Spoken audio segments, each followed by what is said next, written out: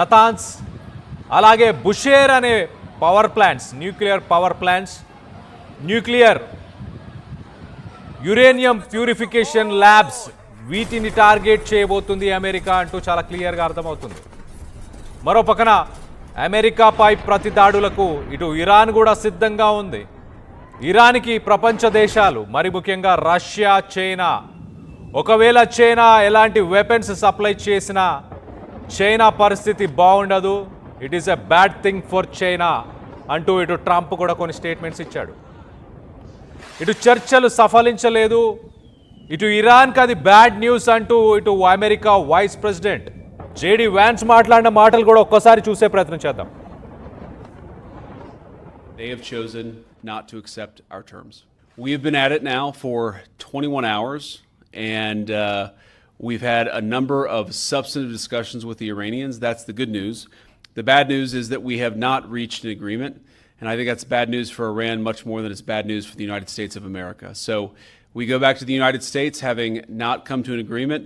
We've made very clear what our red lines are, what things we're willing to accommodate them on, and what things we're not willing to accommodate them on. And we've made that as clear as we possibly could, and they have chosen not to accept our terms. We have been at it now for 21 hours, and we've had a number of substantive discussions with the Iranians. That's the good news. The bad news is that we have not reached an agreement, and I think that's bad news for Iran much more than it's bad news for the United States of America. So we go back to the United States having not come to an agreement. We've made very clear what our red lines are, what things we're willing to accommodate them on, and what things we're not willing to accommodate them on. And we've made that as clear as we possibly could, and they have chosen not to accept our terms. We have been at it now. Vice president JD Vance చెప్పిన మాటలు మనం ఒక్కసారి గమనిస్తే, it is bad news for Iran, it is not much bad news for America. అమెరికాకి అంత bad news కాదు, కానీ ఇరాన్కి ఖచ్చితంగా చాలా బ్యాడ్ న్యూస్ అంటూ ఇటు president, vice president JD Vance చెప్పుకొస్తున్నారు. మరోపక్కన రైట్ సైడ్ బాక్స్లో కనిపిస్తున్న విజువల్స్లో మనం చూడొచ్చు, ఇటు మైన్స్ని, స్ట్రైట్ ఆఫ్ హార్మోస్లో మైన్స్ని రిమూవ్ చేయడానికి ఇటు అమెరికాకు సంబంధించిన మైన్స్ స్వీపర్స్, నావీకి సంబంధించిన షిప్స్, అవి మైన్స్ని ఏవైతే ఇటు స్ట్రైట్ ఆఫ్ హార్మోస్లో ఏర్పరిచిన మైన్స్ ఏవైతే ఉన్నాయో వాటన్నిటిని కూడా రిమూవ్ చేయడానికి ఆ షిప్స్ పనిచేస్తాయి. ఆ షిప్స్ పనిచేయడానికి ప్రస్తుతానికి స్ట్రైట్ ఆఫ్ హార్మోస్కి ఒక పక్కన ఆ మైన్స్ రిమూవ్ చేయడానికి అమెరికన్ నావీ షిప్స్ సిద్ధంగా ఉన్నాయి, వెళ్ళి అవి రిమూవ్ చేసే పనిలో ఉన్నట్టు తెలుస్తుంది. మరో పక్కన ఇరాన్ ఆ మిలిటరీ షిప్స్, అమెరికన్ నావీ షిప్స్ని కూల్ చేస్తానంటూ బెదిరిస్తుంది. మనం చూడొచ్చు ఇటు రైట్ సైడ్ బాక్స్లో different types of mines, floating mines అంటే అవి తేలి ఆడే మైన్స్, అలాగే కొన్ని నెక్స్ట్ మనం చూస్తే కనుక డ్రిఫ్టింగ్ మైన్స్ ఉన్నాయి, యాంకర్డ్ మైన్స్ ఉన్నాయి, టార్పెడో మైన్స్ ఉన్నాయి, 3 mines, bottom mines. So Iran 31 కిలోమీటర్లు స్ట్రైట్ ఆఫ్ హార్మస్, ఆ 31 కిలోమీటర్లు కింద సొరంగాలని, టనల్స్ని బిల్డ్ చేసింది. ఆ టనల్స్ నుంచి టార్పెడో లాంటి మైన్స్, అంటే ఒక మిసైల్ ఎలా అయితే ఒక సబ్మెరీన్ నుంచి కానీ ఒక షిప్ నుంచి ఎలా అయితే ఒక మిసైల్ వస్తుందో అలా కింద నుంచి డైరెక్ట్గా మిసైల్ వచ్చి పైన ఆ షిప్స్ని స్ట్రక్ చేస్తుంది. మరో పక్కన ఫ్లోటింగ్ మైన్స్ అంటే తేలి ఆడే మైన్స్, మనం లెఫ్ట్ సైడ్ విజువల్లో చూస్తున్నాం, అలాంటివి యాంకర్డ్ మైన్స్ అంటారు. వాటిని గొలుసుల ద్వారా కింద వాటిని ఏర్పరుస్తారు. కొన్ని ఇలా నీళ్ళపైనే తేలాడే మైన్స్ కూడా ఉంటాయి. ఇలా ఏర్పరిచే బోట్స్ అన్నిటినీ కూడా నాశనం చేశాం, ధ్వంసం చేశామంటూ ట్రంప్ కూడా గతంలో మాట్లాడాడు. ట్రంప్ నిన్న కూడా ఇటు ఇరాన్కి సంబంధించిన ఎయిర్ ఫోర్స్, రాడార్ సిస్టమ్, అలాగే నావీకి సంబంధించిన ఫోర్సెస్ అన్నిటినీ కూడా ధ్వంసం చేసేసాను, ఇంకా టాప్ లీడర్స్ని కూడా ధ్వంసం చేసేసాను, ఇరాన్లో మేము అచీవ్ చేయాలనుకునేదంతా అచీవ్ చేశాము, స్ట్రైట్ ఆఫ్ హార్మోస్ నుంచి ఒక్క చుక్క ఆయిల్ కూడా అమెరికాకు అవసరం లేదు, మాకు అక్కడ నుంచి ఎలాంటి సరఫరాలు లేవు, ఎలాంటి వాణిజ్యం కూడా లేదు, నాటోకి సంబంధించిన దేశాలు వాటికి అక్కడి నుంచి ఆయిల్ సరఫరా జరుగుతుంది, అలాంటి దేశాలు ప్రస్తుతానికి ఎలాంటి సపోర్ట్ ఇవ్వలేదు అమెరికాకి, అవి ఒక చీప్ కంట్రీస్ అంటూ కూడా నిన్న ట్రంప్ మాట్లాడాడు. అలాగే ఇరాన్కి కనుక చైనా సపోర్ట్ చేసిన, చైనా మిసైల్స్ని కానీ వెపన్స్ని కానీ సప్లై చేసిన చైనా పరిస్థితి కూడా దారుణంగా ఉండబోతుంది, it is bad for China అంటూ కూడా ట్రంప్ స్టేట్మెంట్స్ ఇచ్చారు. సో మొత్తం మీద 2 దేశాల మధ్య యుద్ధంతో థర్డ్ వరల్డ్ వార్ జరిగే ఛాన్సెస్ ఉన్నట్టు చాలా క్లియర్గా అర్థమవుతుంది. మరి న్యూక్లియర్ వెపన్స్ని యూజ్ చేయబోతున్నారా అంటే ఖచ్చితంగా అమెరికా దానికి కూడా వెనకాడను అంటూ అమెరికా ఉంది. అమెరికా గతంలో కూడా ఇటు ట్రంప్ కూడా గతంలో కొన్ని స్టేట్మెంట్స్ ఇచ్చాడు.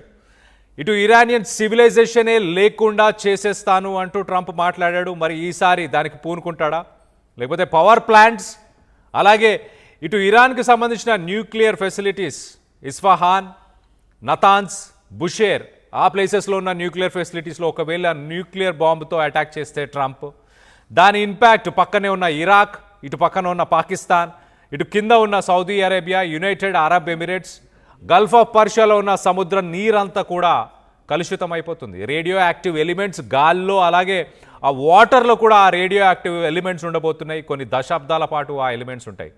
ఇటు మనం 1945 ఒకసారి మనం చూస్తే కనుక ఇటు జపాన్లో జరిగిన ఆ యుద్ధం, జపాన్లో చేసిన ఆ న్యూక్లియర్ అటాక్స్ వల్ల ఇప్పటికీ దాని పర్యవసాలు, ఇప్పటికీ దాని side effects, radio active elements, అలాగే రష్యా యుక్రెయిన్కి సంబంధించిన చెర్నోబిల్ న్యూక్లియర్ పవర్ ప్లాంట్లో జరిగిన ఆ డిస్ట్రక్షన్ వల్ల ఇప్పటికీ 40 సంవత్సరాలైనా కూడా ఆ రేడియో యాక్టివ్ ఎలిమెంట్స్ ఇప్పటికీ అక్కడ ఉన్నాయి. దాన్ని ఒక డేంజర్ జోన్గా ప్రకటించారు.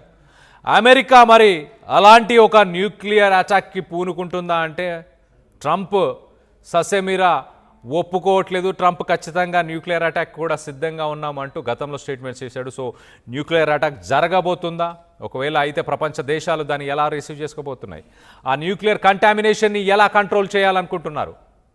ఓన్లీ సర్టన్ ప్లేసెస్నే టార్గెట్ చేస్తారా? ఇస్ఫహాన్, నతాన్స్, బుషేర్ ఇలాంటి ప్లేసెస్నే టార్గెట్ చేస్తారా? లేకపోతే 50,000 మంది సైనికులు సిద్ధంగా ఉన్నారు. నేవీకి సంబంధించిన సీల్స్, పారాట్రూపర్స్ ఏ క్షణమైనా యుద్ధానికి వెళ్ళడానికి ఇటు US American central command instruction కోసం వెయిట్ చేస్తున్నారు. మరి జేడీ వ్యాన్స్ ప్రస్తుతానికి ఇస్లామాబాద్ నుంచి బయలుదేరి అమెరికాకు వెళ్తున్నాడు, వాషింగ్టన్కి వెళ్తున్నాడు. మొదటగా వాషింగ్టన్కి వెళ్ళిన తర్వాత ఇటు ట్రంప్ అలాగే అమెరికాకు సంబంధించిన సెంట్రల్ కమాండ్తో కొన్ని డిస్కషన్స్లో పాల్గొంటాడు. ఆ పాల్గొన్న తర్వాత ఎలా ఇరాన్ మెడలు వంచాలి, ఇరాన్ పైన ఎలా అటాక్ చేయాలి అంటూ డెసిషన్ తీసుకునే అవకాశం ఉంది. ఇటు ఇజ్రాయెల్తోని కూడా కోఆర్డినేటెడ్ స్ట్రైక్స్ చేయడానికి ఇజ్రాయెల్తో కూడా చర్చలు జరిపే అవకాశం ఉంది. మరోపక్కన ఇరాన్ కూడా యుద్ధానికి సిద్ధం అంటుంది, ఏమాత్రం కాంప్రమైజ్ అవ్వట్లేదు. ఒక రకంగా చెప్పాలంటే ఇరాన్దే పైచేయి అని చెప్పాలి. ఇరాన్ దగ్గరే అన్ని కార్డ్స్ ఉన్నాయని చెప్పాలి. It is holding all the cards. ఇటు స్ట్రైట్ ఆఫ్ హార్మోజ్ని బ్లాక్ చేసింది. ఏ క్షణమైనా ఇటు స్ట్రైట్ ఆఫ్ అల్ మతాబ్, ఇటు రెడ్ సీలో ఉన్న మరొక ఆయిల్ సరఫరాకు సంబంధించిన సీ రూట్ని కూడా ఇరాన్ ఏ క్షణమైనా బ్లాక్ చేయగల సామర్థ్యం ఉంది. హౌతీస్తోని కోఆర్డినేట్ చేసి ఇటు రెడ్ సీ, సూయిస్ కెనాల్ నుంచి వచ్చే transport, global energy trade, food supply వీటన్నిటినీ కూడా హోల్డ్ చేయొచ్చు. Already 20% oil reserves, oil supply వరల్డ్కి వెళ్ళే స్ట్రైట్ ఆఫ్ హార్మోజ్ని క్లోజ్ చేసింది. మరో పక్కన ఇటు సూయిస్ కెనాల్ నుంచి వచ్చే సప్లైని వాటిని కూడా నిలిపివేయచ్చు. ఒకవేళ ఇరాన్ అలాంటి డెసిషన్ తీసుకుంటే కనుక ప్రపంచ దేశాలకి ఆయిల్ ధరలు స్పైక్ అయిపోతాయి. మరి ముఖ్యంగా ఏషియన్ కంట్రీస్లో ప్రస్తుతానికి ఆయిల్ దొరకక ఇటు థాయిలాండ్, వియత్నాం, సింగపూర్, ఫిలిప్పైన్స్ ఇలాంటి దేశాల్లో ఎనర్జీ ఎమర్జెన్సీని డిక్లేర్ చేశారు. అలాంటి సిట్యువేషన్ ఏషియన్ కంట్రీస్కి మరీ ఇంకా దారుణంగా ఉండే అవకాశం ఉంటుంది ఇరాన్ ఆ డెసిషన్ తీసుకుంటే కనుక. ఇమీడియట్గా oil prices, stock market prices కుప్పకూలిపోతాయి. అలాగే ఆయిల్ ప్రైసెస్ $120ని దాటే అవకాశం ఉంది. మరొక పక్కన ఇటు ఇండియా ఒక్కసారి మనం చూస్తే ఇండియాలో ఇమీడియట్గా ఇటు ఆయిల్ రిజర్వ్స్ని ఎలా పెంచుకోవాలి, కోల్ నుంచి గ్యాస్ని ఎలా ప్రొడ్యూస్ చేయాలి, అలాగే ఇప్పుడు మనం యూజ్ చేస్తున్న ఫ్యూయల్లో ఇథనాల్ బదులు దాంట్లో ఇటు మేజ్, ఇటు కార్న్కి సంబంధించిన ఇథనాల్ని యూజ్ చేయాల్సిన అవసరం ఉంది. ఇమీడియట్గా ఆ టెక్నాలజీని డెవలప్ చేసుకొని ఇటు గల్ఫ్ దేశాల నుంచి వచ్చే ఆయిల్ రిజర్వ్స్ మీద మన డిపెండెన్సీని తగ్గించుకుంటే కనుక ఈ యుద్ధం ఎఫెక్ట్స్ రానున్న కొన్ని నెలల తర్వాత అయినా మన పైన కొంత తగ్గే అవకాశం ఉంది. ఒక పక్కన ఆయిల్ కన్సంప్షన్లో మనం వరల్డ్లో టాప్ ప్లేస్లో ఉన్నాం. టాప్ 3 ప్లేసెస్లోనే ఇండియా ఉంది. అలాంటి డిపెండెన్సీ మన గ్లోబల్ ఎకానమీ, మన జీడిపి ప్రోగ్రెస్కి ఎంతో కొంత ఎఫెక్ట్ చూపిస్తుంది.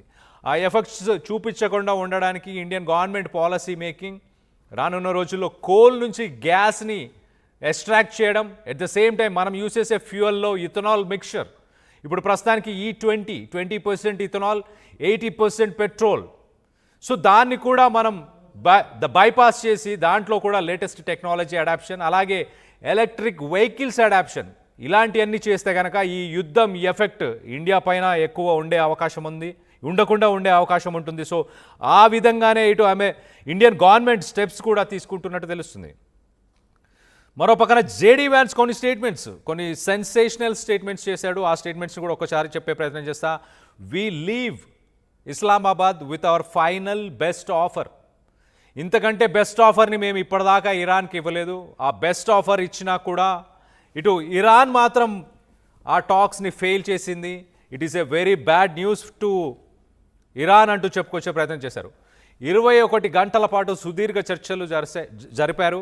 ఆ సుదీర్ఘ చర్చల్లో ఒక 10 పాయింట్లని ఇరాన్ చాలా స్ట్రెస్ చేసింది. ఆ 10 పాయింట్స్లో ఏంటి?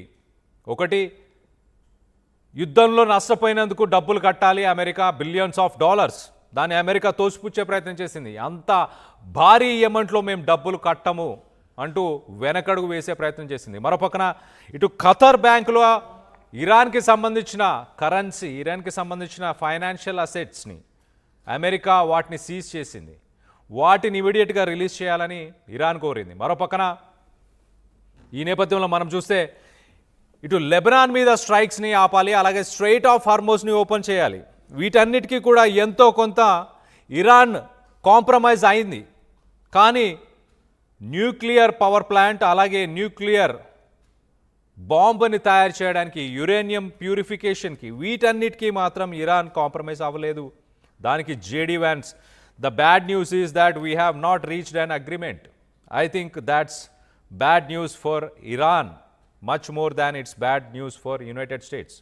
సో ఇరాన్కి అది చాలా పెద్ద బ్యాడ్ న్యూస్, అమెరికాకు అంత పెద్ద బ్యాడ్ న్యూస్ కాదు అంటూ ఇటు జేడీ వ్యాన్స్ ఆ స్టేట్మెంట్ ఇచ్చాడు.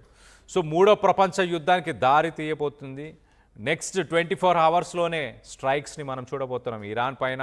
ఇటు అమెరికా, ఇజ్రాయెల్ కోఆర్డినేటెడ్ స్ట్రైక్స్ ఉండబోతున్నాయి. మరో పక్కన ఇరాన్ ఎలా రియాక్ట్ అవ్వబోతుంది అన్న దానిపై ప్రపంచ దేశాలకు సంబంధించిన ఆయిల్ ప్రైజెస్, ప్రపంచ దేశాలకు సంబంధించిన economy, global energy sectors, stock markets, ఇవన్నీ కూడా అమెరికా ఇటు ఇరాన్ ఏం డెసిషన్ తీసుకుంటుంది అన్న దానిపై ఆధారపడి ఉంది. దీనికి సంబంధించి మీరేమనుకుంటున్నారు?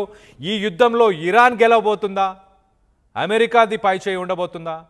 అన్ని కార్డ్స్ని అయితే ఇరాన్ హోల్డ్ చేసి అమెరికా లాంటి ఒక సూపర్ పవర్ని ప్రస్తుతానికి శాసిస్తుంది. దీనికి సంబంధించి మీ అభిప్రాయాలు ఏంటనేది కింద కామెంట్ రూపంలో తెలియపరచండి. We go back to the United States having not come to an agreement. We've made very clear what our red lines are, what things we're willing to accommodate them on, and what things we're not willing to accommodate them on. And